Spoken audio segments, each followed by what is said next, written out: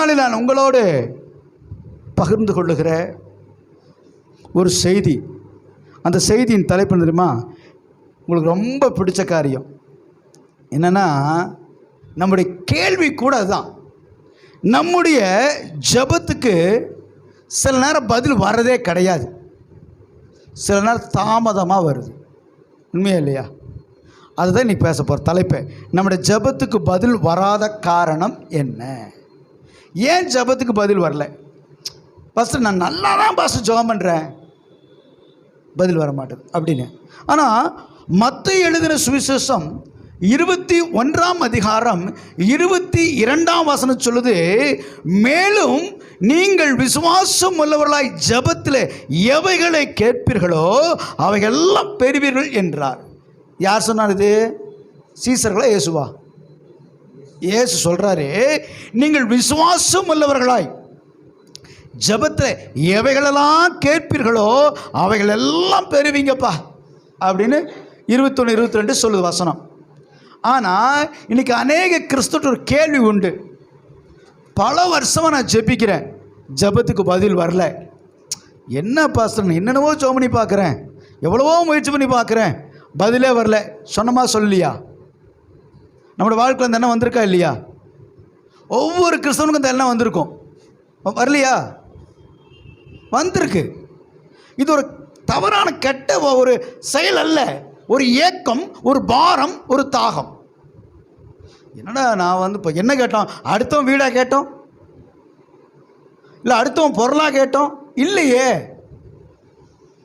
நல்ல வேலை கொடுங்க, நல்ல வருமானம் கொடுங்க, குடும்பத்துக்கு சமானம் கொடுங்க, நல்ல ஒரு காரு கொடுங்க, நல்ல ஒரு வீடு கொடுங்க, சொந்தமாக சில காரியங்களை நான் உழைச்சி வாங்க விரும்புகிறேன், ஏமாற்றி வாங்கலை. இதெல்லாம் ஜெபம் பண்ணுற பதிலே வர மாட்டுது. அநேக நாள் ஜெபம் பண்ணி ஆண்டவரை நான் பைபிள் வாசிக்க முடியல, ஜெபிக்க முடியல. ஏன்? இந்த ஜெபத்தில் அநேக பரிசுத்தாவின் வரங்களுக்காக ஜெபிக்கிறோம், வல்லமைகளுக்காக ஜெபிக்கிறோம், ஊழியஞ்சு ஜெபிக்கிறோம், எதுவுமே நிகழ மாட்டுதுங்கிற ஒரு கேள்வி நம்முடைய வாழ்க்கையில் அநேகருக்கு வரும். அதனால தான் ஆவியானவர், நான் இங்கே வந்து வெள்ளிக்கிழமை ப்ரேயர் முடிச்சுட்டு வீட்டுக்கு போகும்போது ஆவியான்னு கேட்டேன், என்னாண்டவரே ஒன்றும் செய்தியே வரல, நான் ஆயத்தமாகணும். இரவு 12 மணி இருக்கும் நினைக்கிறேன், வெள்ளிக்கிழமை. சனிக்கிழமை வெள்ளிக்கிழமை 12 மணினாவே அதை விடிஞ்சிருச்சு. ஞாயிற்றுக்கிழமைக்கு சனிக்கிழமை ஆண்டவர் என்னோடு பேசும். ஏன் ஆண்டவர் இவ்வளோ சொல்கிறேன்னா பதில் வரலையேன்னு. இதுதான் செய்தி அப்படின்னாரு. எப்பவுமே ஆண்டவருடைய கேள்வியில் தான் விடையே வச்சுருப்பார். நான் அவர் கேட்குறேன், இவ்வளோ ஜெபம் பண்ணிட்டேன், இவ்வளோ சொல்கிறேன், நீங்கள் செய்தியை தரமாட்டுறீங்க, பதிலே வரமாட்டுதுன்னு. அவர் சொன்னார், ஜெபத்துக்கு பதில் வர காரணம் என்ன? இதான் தலைப்பு. அதை தான் நான் உங்களோட பகிர்ந்து கொள்கிறேன். அப்போது இன்றைக்கி நம்மளுக்கு முதல் கேள்வி, வாட்ஸ் த ப்ரேயர்? ஜெபம்னா என்ன? அது முதல் தெரியணும். ஜெபம்னா என்னன்னே தெரியாமல் சொல்ல முடியாது. ஜெபம்னா என்ன சொல்லுங்களேன்? ஜெபம்னா என்ன? தேவனோட பேசுவது, அவ்வளோதானா? தேவனுக்கு நமக்கும் உள்ள உறவு ஜெபம், அப்படியா? அப்புறம் இதுக்கு பதில் சொல்ல உங்களுக்கு தெரியலனாவே நீங்கள் உங்களால் ஜெபிக்க தெரியல, ஜெபம்னு என்னன்னு தெரியலன்னு அர்த்தம். வேண்டிக் கொள்ளுதல், தேவைகளை கேட்பது, ஆசையை நிறைவேற்றி சொல்லுவது. உண்மையா இல்லையா? தேவைகளை கேட்பது, வேண்டிக் கொள்வது, எப்படியா செஞ்சுன்னு வேண்டிக் கொள்வது, நம்முடைய ஆசைகளை நல்லா இருக்கும் ஜெபம் பண்ணுறோம், ஆசைகளை நிறைவேற்ற சொல்லுது. இது 2 விதமான ஜனங்க இருக்கிறாங்க. இந்த ஆசையை நிறைவேற்ற சொல்வது, ஒருத்தன் ஆவிக்குரியவன் என்ன சொல்லுவான், ஆண்டவரே என் ஜெப வாழ்க்கை, ஊழிய வாழ்க்கை, என் பரிசுத்த வாழ்க்கை, நான் அப்படி வளரணும் ஒருத்தன் ஜெபம் பண்ணுவான். பூமிக்கு என்ன பண்ணுவான், ஆண்டவரே அவனை பாருங்க, ஆண்டவரே நல்லா இருக்கான், நான் பாருங்க இப்படி இருக்க. இப்படி ஜெபம் அப்படிங்கிற ஒரு இருக்குது. எப்படி ஜெபிக்க கூடாதுன்னு தெரிஞ்சாதான் எப்படி ஜெபிக்கணுங்கிறத நம்ம என்ன செஞ்சு கற்றுக்கொள்ள முடியும். எப்படி ஜெபிக்க கூடாது அப்படின்னு தெரியாமல் ஒன்றுமே பண்ண முடியாது. ஏன்னா நம்ம ஜெபிக்கிறது சரியாக கூட தெரியாதங்கிறது தான் பதில் வரதில்லை அநேகருடைய காரணம். ஜெபிக்கவே அவனுக்கு தெரியலிங்க. இப்போது 10 வருஷம் ஒரு சபையில் இருக்கிறாங்க. நம்ம ஞானஸ்தானம் எடுத்திருப்போம். இப்போ ஞானஸ்தானம் எடுத்து யாரை சொல்லலாம்? யார் நான் நம்ம ஒருத்தர் ஜெபம் பண்ணுறான், நான் பார்த்தோன்னே என்னை கூப்பிடக்கூடாது ஆண்டவரே. சரி நான் சும்மாவே எடுத்துக்கலாம். ஒரு ஞானஸ்தானத்தில் 10 வருஷமாச்சு. 10 வருஷத்தோட ஜெபம் எப்படி இருக்கணும்? 10 வருஷம் எக்ஸ்பீரியன்ஸ் ஒரு கம்பெனியில் நல்லா இருப்பாரா? 10 வருஷத்தோட ஜெபம் எப்படி இருக்குது? 5 வருஷத்தோட ஜெபம் எப்படி இருக்குது? ரட்சிக்கப்பட்டவன் ஒரு வாரத்துக்கு ஜெபம் எப்படி இருக்குது? ரட்சிக்கப்படாதவன் ஜெபம் பண்ணுறது எப்படி? இப்படி பலவிதமான ஜெபங்கள்லாம் இருக்குது. இங்கே எப்படி ஜெபிக்கக்கூடாதுன்னு தெரிஞ்சாதான் எப்படி ஜெபிக்கணும்னு தெரியும். ஆகையால் மத்தேயு எழுதின சுவிசேஷத்தில் 6ஆம் அதிகாரம் 7-8 வசனம், மத்தேயு 6ஆம் அதிகாரம் 7-8 வசனம் சொல்லுது, அன்றியும் நீங்கள் ஜெபம் பண்ணும்போது அஞ்ஞானிகளைப் போல வீண் வார்த்தை அளப்பாதீங்கள், அவர்கள் அதிக வசனிப்பினால் தங்கள் ஜெபம் கேட்கப்படும் என்று நினைக்கிறார்கள். அவர்களைப் போல நீங்கள் செய்யாதிருங்கள். உங்கள் பிதாவை நோக்கி நீங்கள் வேண்டிக் கொள்கிறதற்கு முன்னமே உங்களுக்கு இன்னது தேவை என்று போதும் அவர் அறிந்திருக்கிறார். எப்படி ஜெபிக்க கூடாதான்? என்ன போல ஜெபிக்கிற காலே இல்லைங்கிற மாதிரி ஜெபிப்பாங்க பாருங்க. பயங்கரமாக ஜெபம் பண்ணுவான். 1 மணி நேரம் 2 மணி நேரம் அடித்து ஜெபம் பண்ண தட்டி காய போடுற மாதிரி இருக்கும். சே என்னமா ஜெபம் பண்ணுறான்னு. அது பரலோகத்துக்கு போகாதான். என்னாண்டவரை கொடுமையாக இருக்குது. 1 மணி நேரம் எங்கள் பாஸ்டர் ஜெபிக்க சொல்கிறாரு, ஆனால் 1 மணி நேரம் ஜெபம் பரலோகம் போகாது. ஏன்னா ஜெபம் போது அஞ்ஞானிகள் அப்படிங்கிறாரு. அப்போது ஃபஸ்ட்டு நம்ம ஜெபம்னா என்னன்னு கேட்கும்போது ஒரு உறவு அப்படின்னு சொன்னாங்க. கவனிச்சிங்களா? உறவுக்கும் அஞ்ஞானிக்கும் ஒரு வித்தியாசம் இருக்குது. மகன் வருவான் நேராக,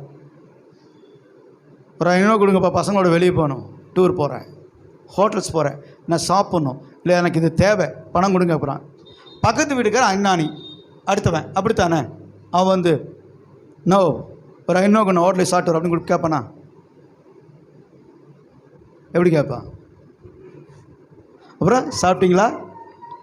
என்ன சாப்பிட்ற மாதிரியே தெரியுது, ஏன் இவ்வளோ டல்லாக இருக்கிறீங்க? உங்களை பார்த்தா அப்படி தெரியலையே, ஆனால் உங்கள் முகம் வாட்ட பார்க்க சரி சாப்பிடல போல தெரியுது.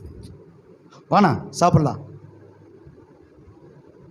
ஆனால் காசு எடுத்து மறந்துட்டேன். நீ வச்சுருக்கேண்ணா, நீ ஒரு 500 கொண்டு நான் தரேன், நாளைக்கு தரேன். நான் செலவு பண்ணுறேன், நான் கொடுண்ணா.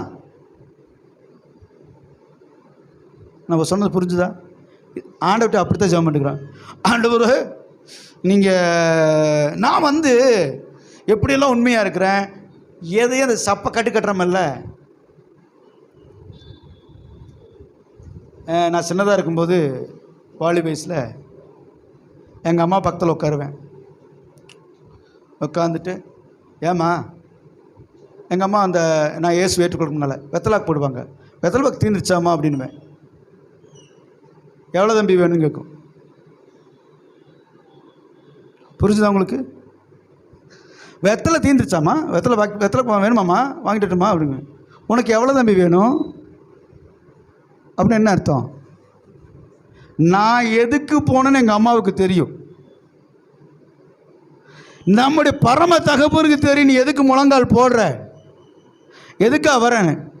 இந்த மாதிரி நான் மட்டும் எங்கள் அம்மாட்ட போல பாடிட்டு போன ஆளுங்க இருக்குது. எனக்கு சொல்லிக்கிறாங்க, எங்கள் ஆத்தாட்ட போய் இப்படி உட்காந்தானா அப்படின்னு சொல்லி சொன்னாங்க. அப்போவே நான் நினச்சிக்கிட்டேன், ரைட்டு நீ நம்மளுதான். சில நேரங்களில் நம்ம தேவைக்காக ஆண்டவர்கிட்ட போவோம். நான் எவ்வளோ நாள் ஜெபம் பண்ணுறேன், நீ எனக்கு ஒன்றும் செய்ய மாட்டேங்கிறீ, அப்படியா, ஏன் செய்யலை அப்படிங்கிற கேள்வி நமக்குள்ள வந்துச்சா? இங்கே சொல்கிறார்கள், அஞ்ஞானிகள் ஜெபிப்பது போல ஜெபம் பண்ணாத. உன் நீட்ஸ், உன்னோட தேவைகள் என்னன்னு அவருக்கு நல்லா தெரியும். உன் மேலே அவருக்கு ஒரு நம்பிக்கை இருக்குது. அந்த நம்பிக்கை என்ன செஞ்சிடாத, கெடுத்துறாரு. சில டீ ஷர்ட் போனோன்னு நான் கொடுக்குறேன்னு ஜாப்புகளை கைவிட்டு எடுக்க மாட்டான். சில மணி பரிசு ஒரு திறந்துருவோம், சில்லறை தேடிட்டே இருப்போம், மணி பரிசு ஒட்டிக்குது, பிரியாது. நம்மளாம் கொடுத்து, நீ ஏன் கொடுத்தீங்க, நான் எவ்வளோ வருத்தப்படும் தெரியுமா அப்படின்மா. நான் கொடுக்குறல நீங்கள் கொடுத்துட்டீங்க. நான் முதல்ல எனக்கு விவரம் நான் செஞ்சுருந்தேன். ஒரு நாள் எனக்கு ஆண்டு கற்றுக் கொடுத்தாரு. நான் கொடுக்குறேன்னா நான் வெளியே போயிடுவேன். ஏன் தான் சொன்னமோ போ, அந்த டப்புன்னு வெளியே போயிட்டான். போ, கற்றுக் கொடுக்கறது கர்த்தரும் அப்படித்தான். நம்ம ஆண்டவரே ஆண்டவரே ஆண்டவரே ஆண்டவரை கெஞ்சுற எல்லா காரியம் அவருக்கு தெரியும். வீண் வார்த்தையை போட்டு அலப்பக்கூடாது. ஆண்டவரே நான் இப்போ குடும்பமாக கேம்புக்கு போகணும், இந்த கேம்புக்கு பணம் இல்லை ஆண்டவரே, எப்படியாது கேம்புக்கு போகணும், நம்ம யாராதிக்கு வரேன், இவ்வளோ அமௌண்ட்டு வேணும். ஒரு கல்யாணம் பண்ணுறேன், என் பிள்ளைக்கு இவ்வளோ வேணும், என் பையனுக்கு இவ்வளோ வேணும், என் தொழிலுக்கு இவ்வளோ வேணும், குடும்பத்துக்கு இவ்வளோ வேணும், தாங்கப்பா. ஆண்டவர் எக்ஸ்கூஸ் மீ ஆண்டவரே சாப்பிட்டீங்களா அப்படிங்கிறப்ப ஆண்டவரே அவர் சொல்லிட்டே மாயமெல்லாம் அறிவேண்டா டே. எல்லாம் அந்த நடிப்போட தேடுகிறத விட்டுறணும். அப்புறம் நமக்கு என்ன, எனக்கு விவரம் தெரிஞ்சு எனக்கு 55 வயசாச்சு. யாரும் நம்புறீங்களோ இல்லையோ, வயசானவன்னு சொன்னால் உண்மைதான். நான் வயசானால் தான், நல்லா இளமையாக இருக்க விரும்பலை. இளமையாக இருக்க விரும்பலை, இல்லை இளமையாக இருக்க காமிக்க விரும்பலை. ஆனால் டை எடுப்பேன், அப்பப்போ இளமையை காட்டிக்குவேன். அது வேறு பிரச்சனை. அது என் பர்சனாலிட்டியை லோட் பண்ணுறதுல மட்டும் குறைச்சல வச்சுக்க மாட்டேன். கர்த்தர் நல்லவர். எனக்கு என்ன தேவை அப்படிங்கிறத ஒரு நாள் கூட நான் ஒரு 2 வருஷமாக தான் எனக்கு சொந்த வீடு வேணும்னு கேட்குறேன். சொந்த வீட்டுக்கு வீடு நான் தொடர்ந்து கேட்க மாட்டேன், ஞாபகம் வந்தால் கேட்பேன். வீடு கொடுங்க, எனக்கு அது கொடுங்க இது கொடுங்கன்னு நான் கேட்டு என் ஊழியத்தில் வந்ததுலேருந்து இந்த 55 வருஷத்தில் ஊழியத்தில் 30 வருஷமாச்சு. 32 வருஷமாக போகுது, 30 வருஷம் மேலே ஆயிடுச்சு. ஆனால் எனக்கு நான் எதுவுமே கேட்டதில்லை, எனக்கு தெரியல. கேட்காத போதில் நிறைவாக இருந்தேன், கேட்கும் போது பிரச்சனையே வருது.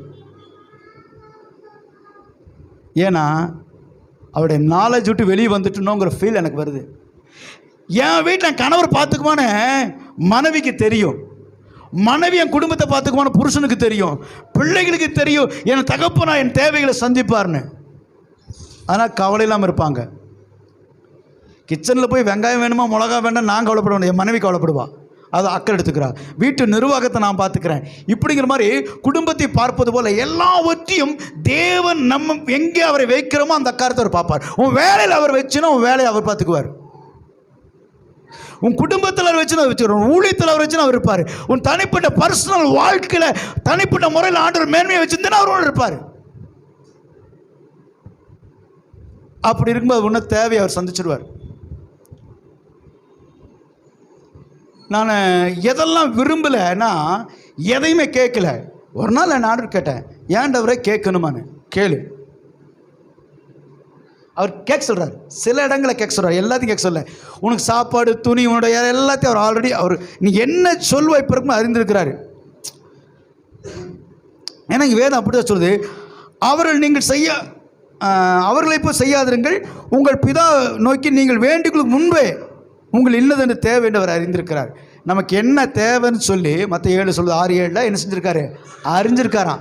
நம்ம தேவையை அறிஞ்ச ஆண்டவர் அந்த தேவையை சொல்லியும் பதில் தரல. நான் சொல்கிறது புரியுது உங்களுக்கு? இந்த தேவை நமக்கு தேவைன்னு தெரியும், ஆனால் தரல. இதுதான் ஜெபமணிக்கு, இதுதான் செய்தியை. ஏன் ஜெபத்துக்கு போகலாம்? முதல்ல நம்ம எப்படி ஜெபிக்கக்கூடாதுன்னு ஆண்டவர் சொல்கிறாரு, இதெல்லாம் அண்ணாணிக்கு ஜெபிக்கிறப்பா, அடுத்து வந்து ஜெபம் பண்ணுறது.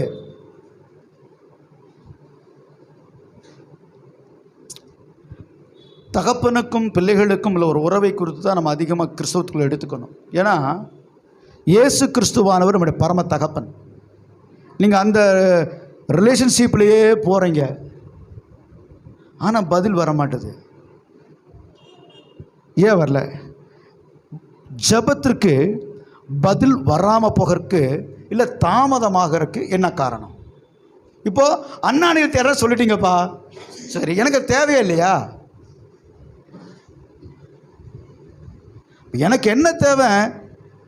இப்போ எனக்கு ஒரு ஆண்டவர் இப்போ பிரச்சாரத்துக்கெல்லாம் வேனில் வராங்க பார்த்துருங்களா? சினிமா நடிகர்கள் அந்த மாதிரி பஸ் இருந்தால் நல்லா தான் இருக்கும். நானும் ஊழிச்சேருக்கு நல்லா தான் இருக்கும்னு நினைக்கிறேன். சுகமாக காரில் படுத்துக்கலாம், குளிச்சுக்கலாம், சாப்பிட்டுக்கலாம், எல்லாமே உள்ளே இருக்குது பஸ்குள்ளேயே. வாங்கிட்டு வந்து எங்கே நிறுத்துவேன்? புரியுதா உங்களுக்கு? தேவன் நமக்கு செய்ய வேண்டியது தடைபடாமல் கிடைக்கணும்னா, இங்கே வேதம் சொல்லுது ஜெபத்துக்கு பதில் வராமல் போகிறதுக்கு தாமதமாக இருக்கும். காரணம் என்னென்னா, நீதிமொழிகள் புஸ்தகத்தில் 1ஆம் அதிகாரம் 25-30 வரை வாசிப்போம். நீதிமொழிகள் 1ஆம் அதிகாரம் 25-30 வரை. என் ஆலோசனையெல்லாம் நீங்கள் தள்ளி என் கடிந்து கொள்ளுதலை வெறுத்தீர்கள். ஆகையால் நானும் உங்கள் ஆபத்து காலத்தில் நகைத்து, நீங்கள் பயப்படும் காரியம் வரும்போது ஆகடியம் பண்ணுவேன். நீங்கள் பயப்படுகிற காரியம் புசல் போல் வரும்போது ஆபத்து சூறாவளியை போல் உங்களுக்கு நேரிடும். நெருக்கமும் இடுக்கமும் உங்கள் மேல் வரும்போது ஆகடியம் பண்ணுவேன். அப்பொழுது அவர்கள் என்னை நோக்கி கூப்பிடுவார்கள், நான் அவர்களுக்கு மறு உத்தரவு கொடுக்க மாட்டேன். அவர்கள் அதிகாலையிலே தேடுவார்கள், என்னை காண மாட்டார்கள். அவர்கள் அறிவை வெறுத்தார்கள், கர்த்தருக்கு பயப்படுதலை தெரிந்து கொள்ளாமல் போனார்கள். என் ஆலோசனை அவர்கள் விரும்பவில்லை, என் கடிந்து கொள்ளலாம் அசட்டை பண்ண. ஜெபத்துக்கு பதில் வர காரணம் என்ன? அவர் ஆலோசனை கொடுக்கிறாரு, நான் கேட்க மாட்டேன். ஆலோசனைய கடிந்து கொள்றாரு, கேட்க மாட்டேன். வேதம் நமக்கு சொல்லுது, உனக்கு பிரச்சனை, உனக்கு போராட்டம், நெருக்கம், இக்கட்டு, அவமானம் உன்னை சூழ்ந்து வரும்போது கண்டு கொள்ள மாட்டேன். உன்னை என்ன செய்ய மாட்டேன்? நீ கூப்பிடுவ, கேட்க மாட்டேன். நீ தேடுவ, காண மாட்டேன். ஏன் அப்படி சொல்கிறார் அப்படின்னா, மேலே படித்த முதல் வசனத்தை வாசித்து பார்த்தீங்கன்னா, ஜெபத்துக்கு என் ஆலோசனை எல்லாம் நீங்கள் தள்ளி என் கடிந்து கொள்ளுவீங்க. என்ன ஆலோசனை? ஆண்டவர் ஒரு ஆலோசனை கொடுக்குறாரு, ஏப்பா இப்படி செய்ப்பா அப்படின்னு. நேராக வரமாட்டார், ஊழியக்கார மூலியமாக சத்தியத்து மூலியமாக பேசார். என் ஆலோசனையை கேளுப்பாங்கிறார். இதை லூக்காலம் கூட அப்படி வசனம் 7:30 என்ன சொல்லுது? லூக்கா 7:30, பரிசேயரும் நியாயசாஸ்திரியுமோ அவனாலே ஞானஸ்தானம் பெறாமல் தங்களுக்கு கேடுண்டாகும்படி தேவனுடைய ஆலோசனையை. அப்ப ஞானஸ்தானம்ங்கிறது தேவனுடைய ஆலோசனை. தேவன் நமக்கு ஒரு ஆலோசனை கொடுக்கிறார். ஜெபத்துக்கு பதில் வராத காரணம் என்ன? தேவனுடைய ஆலோசனை தள்ளிடும். ஞானஸ்தானம் எடுக்க மாட்டேன், மனம் திரும்ப மாட்டேன், ஜெபம் பண்ண மாட்டேன், 1 மணி நேரம் ஜெபம் பண்ண சொல்லுது, ஜெபம் பண்ண மாட்டேன். யாராவது சொல்லுவாங்க, தம்பி இப்படி செய்யாத, செய்ய மாட்டேன், கேட்க மாட்டேன். தேவன் ஆலோசனையை யாரை கொண்டாக சொல்லுவார்? ஊழியக்காரனை கொண்டு பேசுவார், பைபிளை கொண்டு பேசுவார், டிவி மூலிமா, ஒரு செய்தி மூலிமா, ஒரு மற்ற நபர் மூலியம் ஏதோ ஒரு ஆலோசனை வருது. பார்த்து பாப்பா, நானெல்லாம் பார்த்து போக மாட்டேன், டபான குழியில் விழுந்துருவான். ஏப்பா காப்பாற்று, காது கேட்கலன்னு போயிடுவான். இதுதான் நடக்கிற சம்பவம். இன்னைக்கு ஜெபத்துக்கு பதில் வர்றத காரணம், அவர் சொல்ற ஜெபத்தை நான் கேட்க மாட்டேன்ப்பா. நீ கூப்பிடுவே, கேட்க மாட்டேன். நீ தேடுவே, தென்பட மாட்டேன். என்ன ஜெபம் பண்றேன், அபிஷேகம் வரமாட்டுது, அந்நிய பாசம் வரமாட்டுது, ஆவியில பிரசனை வரமாட்டுது, ஆலோசனை தள்ளிட்ட. அப்போ ஆலோசனையை தள்ளுகிற போது உனக்கு என்ன வருது? கேடு வருகிறது, அழிவு வருது. அதான் சொல்ற, புயல் புசல் போல ஆபத்து வரும். நான் கண்டுகொள்ள மாட்டேன். என் கடிந்து கொள்ளுதலை நீங்கள் வெறுத்தீர்கள். சும்மா எப்போ பார்த்தாலும் ஜெபம் கடிந்து கொள்ளுது. பரிசுத்தம் வாழு. ஆலயத்துக்கு ஞாயிற்றுக்கிழமை சர்ச்சை விட்டு வேறு வேலை செய்யாத.